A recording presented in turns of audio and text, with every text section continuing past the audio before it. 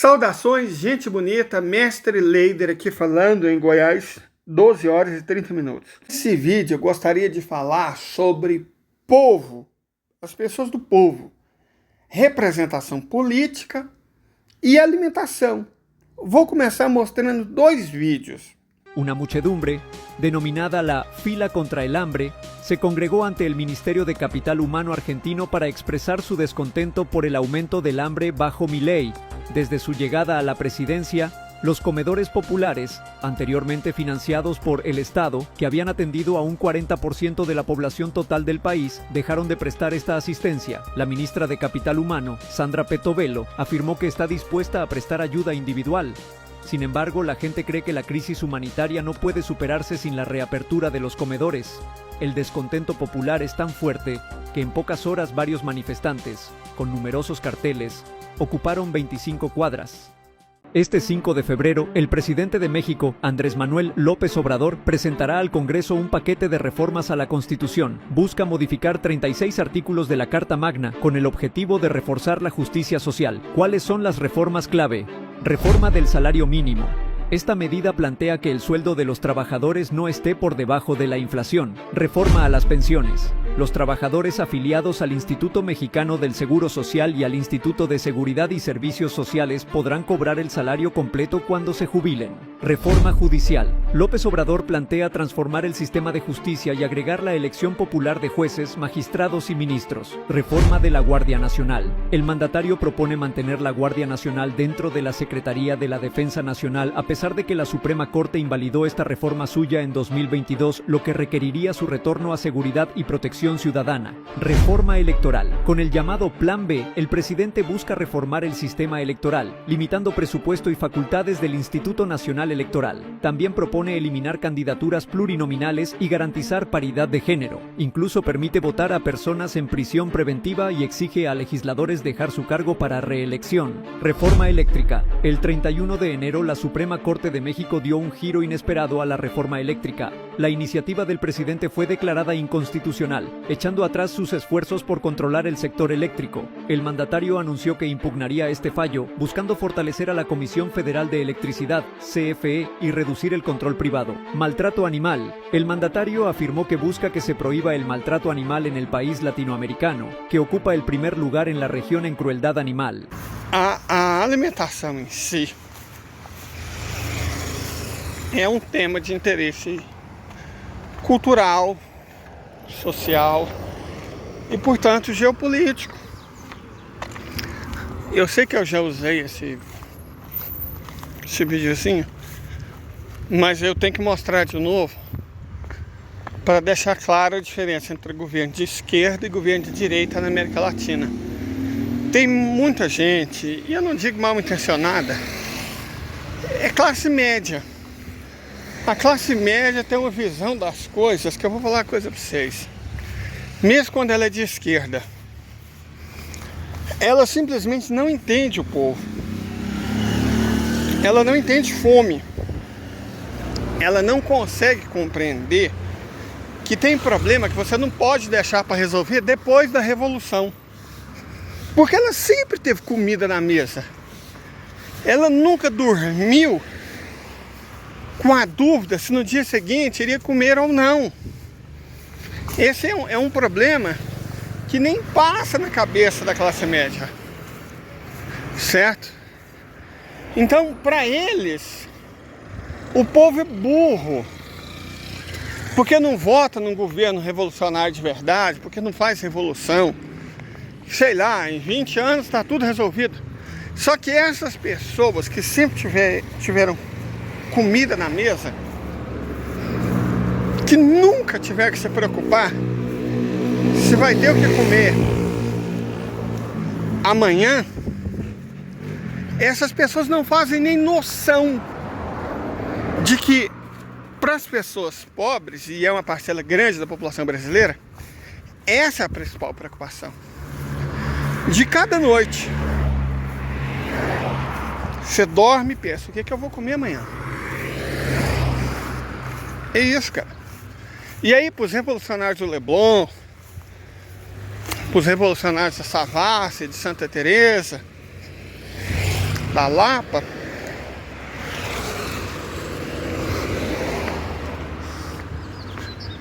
Para esses revolucionários, a explicação é que o povo é burro. E o PT é um partido oportunista feito para gente burra. Porque o PT nunca vai fazer a revolução.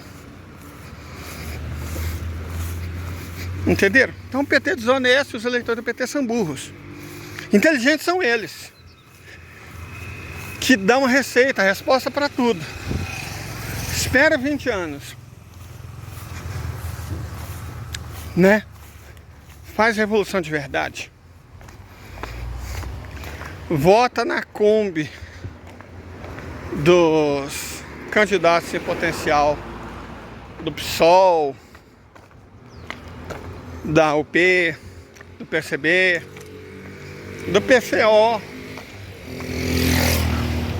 Vota na Kombi deles.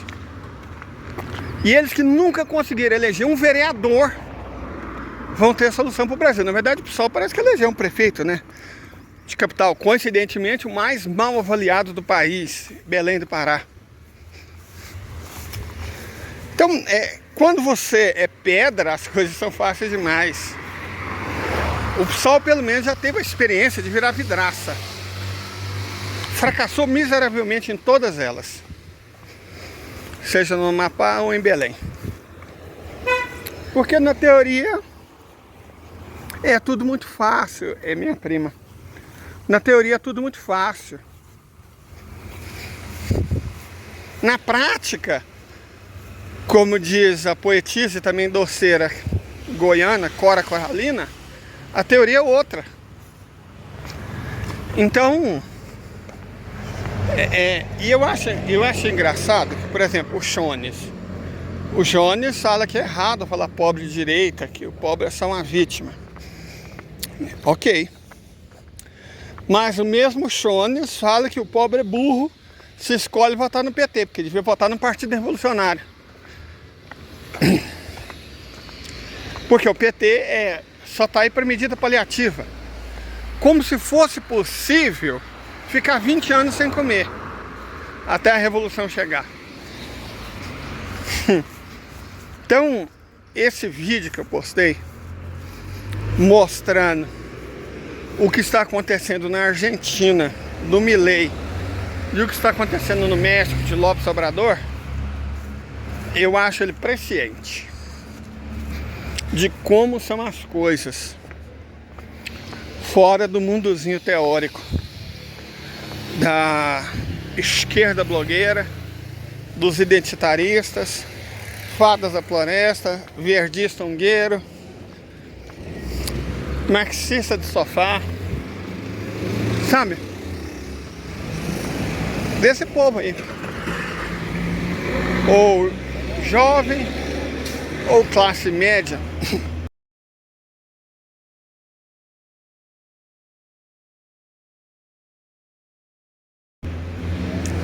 Que não tem noção, de verdade não tem noção das coisas. E eu falo também, não isento a esquerda. Tinha um sujeito que eu gostava muito e que faleceu recentemente.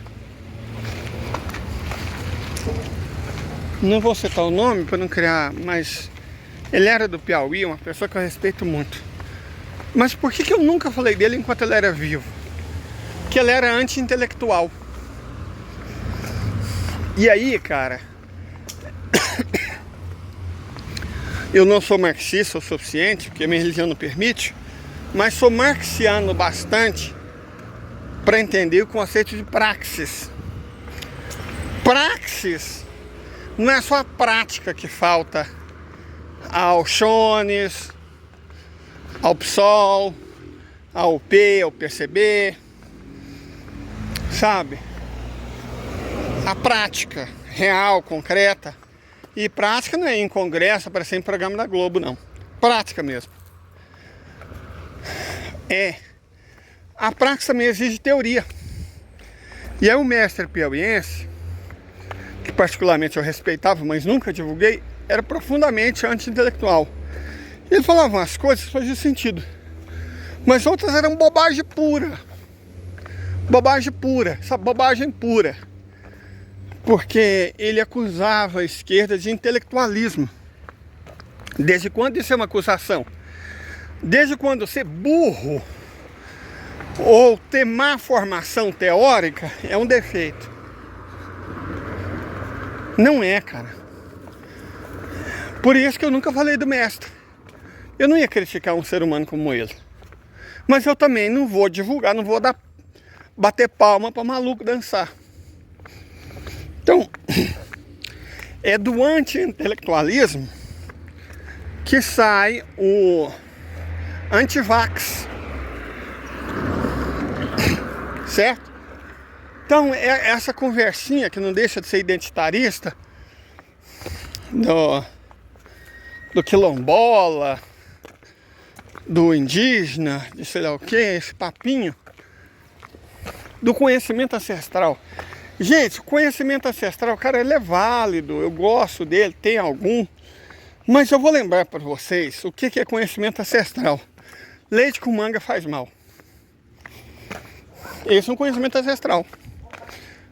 Burro, falso, mentiroso, enganador, é um conhecimento ancestral. O nome é bonitinho, não é? Oh, o conhecimento ancestral. A maioria do conhecimento ancestral tem essa natureza de burrice, sabe, de crença sem fundamento. Aproveita-se alguma coisa, claro que se aproveita. Mas, modo geral é isso. Modo geral é isso. A maior parte do conhecimento ancestral é bobagem. É horrível dizer isso. E deve ser desconfortável ouvir. Mas a verdade é essa, gente. Sabe? A verdade é essa. Conhecimento ancestral é isso. Aproveita-se alguma coisa. Se aproveitasse tudo, ele não teria sido superado. É como Tom Zé brilhantemente, aliás, ele tem esse dom, né? Disse numa música dela, do Célebre, para mim um dos melhores discos, um dos melhores álbuns lançados em língua portuguesa. Todos os Olhos, que tem a famosa capa polêmica. Gatinho bonito. Que tem a famosa, mas ele é muito gordinho para ser sem dona. A famosa capa polêmica do disco Todos os Olhos de Tom Zé. Foi me apresentado pelo meu chapa do mestrado Pedro Esteve, que hoje trabalha na Federal da Fronteira Sul. E antes trabalhava como professor também na Federal de Roraima. Tem uma música do Tom Zé em que ele diz mais ou menos o seguinte: com quantos tiros no peito, com quantos tiros no peito se faz uma tradição, ó Senhor cidadão. É isso. Então, a tradição quase sempre é baseada na violência, não na sabedoria. É claro que eu tenho respeito pela tradição, mas não por todas. Pode ter certeza que não por todas. Algumas tradições têm que ter fim. E a maior parte do conhecimento ancestral, eu não digo que seja esquecido, registra e guarda no museu. No futuro, sei lá, paleontólogo, né? Vamos pesquisar, antropólogo. Pesquise, faz lá uma pesquisa, discute alguma coisa. Aproveita isso de alguma forma. Mas é conhecimento inútil, sabe? Conhecimento inútil. Uma parte do conhecimento ancestral é inútil. E é por isso que eu não posso defender o anti-intelectualismo. Mesmo quando bem intencionado, mesmo em nome dos povos da floresta, mesmo em nome das culturas ancestrais, certo? Cultura ancestral, por exemplo. Vamos falar de cultura ancestral? A cultura ancestral do candomblé praticava sacrifício humano até o início do século XX. Né? Vocês sabiam disso? Que o candomblé praticava sacrifício humano até o início do século XX? de que as religiões de natureza indígena até hoje ainda enterram vivo bebês que nascem com deficiência? A minha igreja católica, ela queimou pessoas na fogueira até 1800. E os crentes até mais que isso. Então, gente, na boa, né? Na real, não vamos romantizar a coisa como diz os jovens, não. Tá bom? Tradições ancestrais podem ser caralhamente escrotas. Na África, ainda se vai atrás de crianças albinas para sacrificá-las vivas. O sacrifício de crianças também ainda existe nos Andes. E na verdade os crentes fazem isso. Quando eles acusaram uma mulher que tinha deficiência mental em Santos de ser bruxa e lincharam ela até a morte, é isso, cara. É a mesma coisa. Então não supervalorizem tradições ancestrais. Certo? Eu sei que se você é branco, ou branca, ou branque, e mora numa cidade, ou se você é jovem e se auto-identifica como negro, como indígena, como gay, como lésbica, como bissexual, como transgênero, como queer, como assexual, como não binário. Eu sei que pode ser difícil encarar uma coisa chamada realidade dos fatos e pode ser até ofensivo.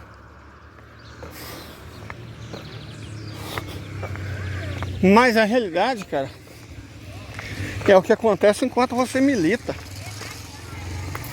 E a gente tem que refletir com cuidado sobre ela. Porque senão a gente não apenas será reprodutor, como divulgador de bobagem. Ah, e se houver boa intenção, claro, de boa intenção o inferno tá cheio. Tá cheio de gente boa intencionada. Bem intencionada, né? Então boa intenção não é desculpa, não. Na real, mano, se a coisa não serve à luta dos trabalhadores, se não tá servindo à luta do brasileiro, o brasileiro que trabalha, que tem a preocupação de sustentar os filhos,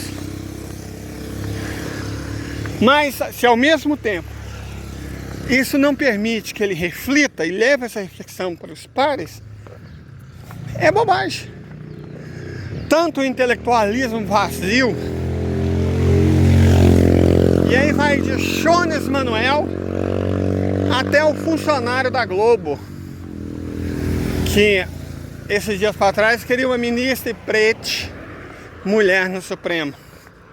E 2 dias depois estava defendendo o Estado de Israel contra os palestinos. Vale desde eles até o sujeito muito gente boa da luta agroecológica brasileira e piauiense, mas que falava muita bobagem anti-intelectual. Não é que eu concorde ipsis literis com Aristóteles na sua Ética Nicômaco, quando ele fala que a virtude está em fugir dos excessos, está no justo meio.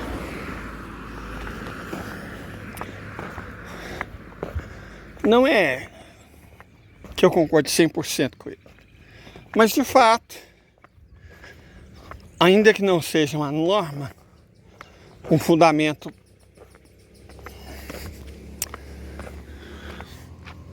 categórico, fundamento imperativo da ética,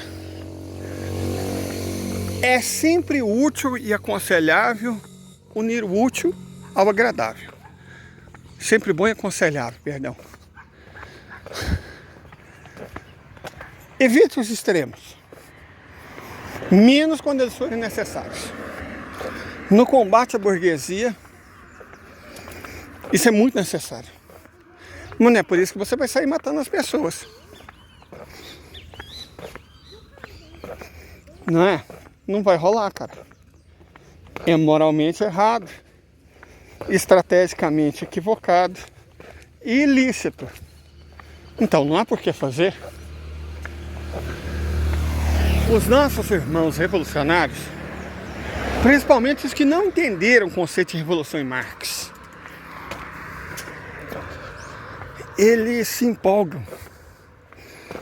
Não são pessoas ruins, nem são pessoas burras, mas são pessoas empolgadas, o que não necessariamente é bom, porque alguma reflexão, assim como alguma ação, sempre é necessária. Eu normalmente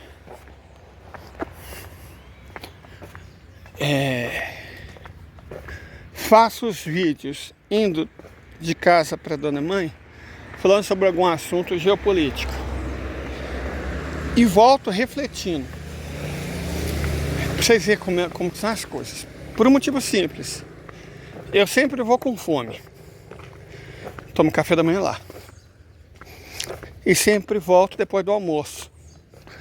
É incrível como uma barriguinha cheia, como se diz em Goiás, o pandu cheinho, deixa a gente mais calmo. A reflexão não deve ser feita com base no fel, no ódio. A reflexão sempre exige de nós alguma doçura. E ninguém é doce sentindo fome ou dor. Com a barriguinha cheia, pelo contrário, a gente consegue ser mais suave. Por isso que meus vídeos feitos logo após o almoço costumam ser mais tranquilos, né? Por essa razão.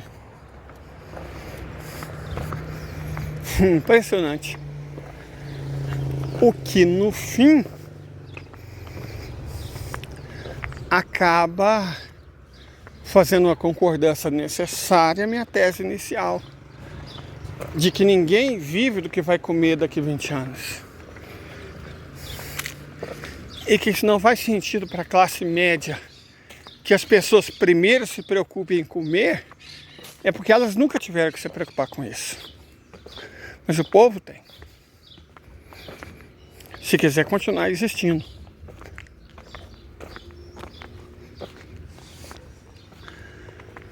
Por isso, normalmente, eu sou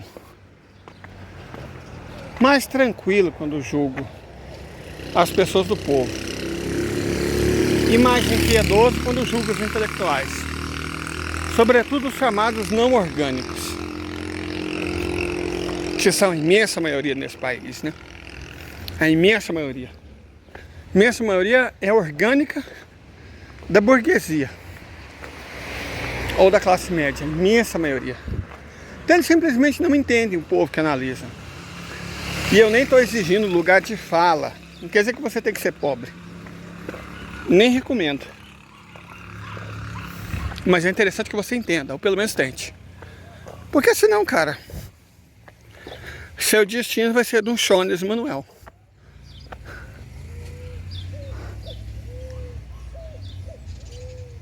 O que talvez não seja tão ruim. A menos que você queira de fato fazer alguma diferença.